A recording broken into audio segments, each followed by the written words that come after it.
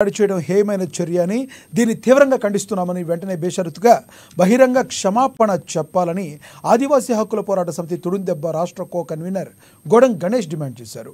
ఆసుపత్రిలో చికిత్స పొందుతున్న జర్నలిస్టుల ఖర్చులను స్వయంగా భరించాలన్నారు. సినీ నటుడు మోహన్ బాబు జర్నలిస్టులపై దాడి చేయడం సరికాదని ఆయన వెంటనే క్షమాపణ చెప్పాలన్నారు. ఈ దాడిలో గాయపడ్డ జర్నలిస్టులకు ఆసుపత్రిలో ఖర్చులు భరించాయి ఆదుకోవాలన్నారు. సినీ నటుడుగా ఆయన ఎదగడం మీడియాతోనే అయ్యిందన్నారు. కుటుంబ విషయాలు గొడవలు మార్చుకొని రోడ్డుకెక్కారన్నారు. ఆందోళనగా మారిన గొడవపై ప్రశ్నించిన మీడియాను మైకులాగు మరీ రిపోర్టర్లపై దాడి చేయడం సబబు కాదన్నారు.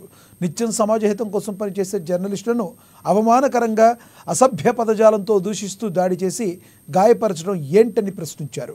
భవిష్యత్తులో జర్నలిస్టులపై ఇలాంటి దాడులు జరగకుండా కేంద్ర రాష్ట్ర ప్రభుత్వాలు పోలీసులు కఠినమైన చర్యలు తీసుకోవాలని తెలిపారు.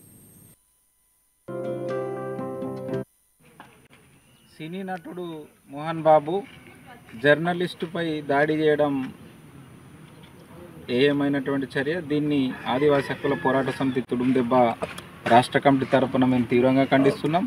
ఎవరైతే జర్నలిస్టు రంజిత్ ఉన్నారో ఆయనను మోహన్ బాబే ఆదుకోవాలి, ఆయన చికిత్సను కూడా ఆయననే భరించాలి. అదేవిధంగా ఎవరైతే జర్నలిస్టు రంజిత్ పైన భౌతికంగా దాడి చేసి ఆయనను గాయపరిచినటువంటి సినీ నటుడు మోహన్ బాబు ఉన్నారో ఆయననే తక్షణమే కేంద్ర రాష్ట్ర ప్రభుత్వాలు స్పందించి ఆయన పైన చట్టం ప్రకారంగా కేసులు నమోదు చేసి ఆయనను అరెస్ట్ చేసి రిమాండ్కు తరలించాలి. ఎందుకంటే ఇవాళ సమాజంలో జరుగుతున్నటువంటి అన్యాయాలను అక్రమాలను బాహ్య ప్రపంచానికి తెలియజేస్తున్నటువంటి ప్రింట్ ఎలక్ట్రానిక్ మీడియా పైన ఇవాళ ఈ రకంగా ఒక ఉన్నతమైనటువంటి వ్యక్తి సినీ నటుడు ఈ రకంగా దాడి చేయడం చాలా బాధాకరం. కాబట్టి దీన్ని యావత్ సమాజం ఖండించవలసిన అవసరం ఉన్నది. తక్షణమే సినీ నటు మోహన్ బాబు గారు బేషరతుగా జర్నలిస్టులకు క్షమాపణ చెప్పాలి.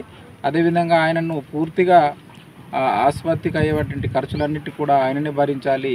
యావత్ సమాజానికి కూడా ఆయన బేషరతుగా క్షమాపణ చెప్పాలని చెప్పేసి ఆదివాసీ హక్కుల పోరాట సమితి తుడుందెబ్బ రాష్ట్ర కమిటీ తరపున మేము కేంద్ర రాష్ట్ర ప్రభుత్వాలకు విజ్ఞప్తి చేస్తాం.